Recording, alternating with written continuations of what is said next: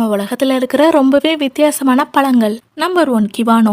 இந்த பழங்களை Africa, Australia நாடுகள்ல அதிகமா விளைவிக்கிறாங்க. இந்த பழத்தை கொம்பு முலாம்பழம்னு சொல்லுவாங்க. இந்த பழத்தோட சுவை வெள்ளரிக்காய் மாதிரி இருக்குமா, அதனாலயே இத ஆப்பிரிக்கா வெள்ளரிக்காய்னு சொல்றாங்க. இந்த பழத்துல அதிகப்படியான நீர்ச்சத்து இருக்குங்க. நம்பர் 2 அக்கி. ஜமைக்காவோட தேசிய பழமான இந்த பழம் ரொம்பவே விஷம் வாய்ந்தது. எப்படின்னா, இந்த அக்கி பழத்தை காயா சாப்பிட்டா இறந்து போற அளவுக்கு விஷம் இருக்குமாங்க. ஆனா பழமா சாப்பிட்டா ரொம்பவே சூப்பரா இருக்குமா.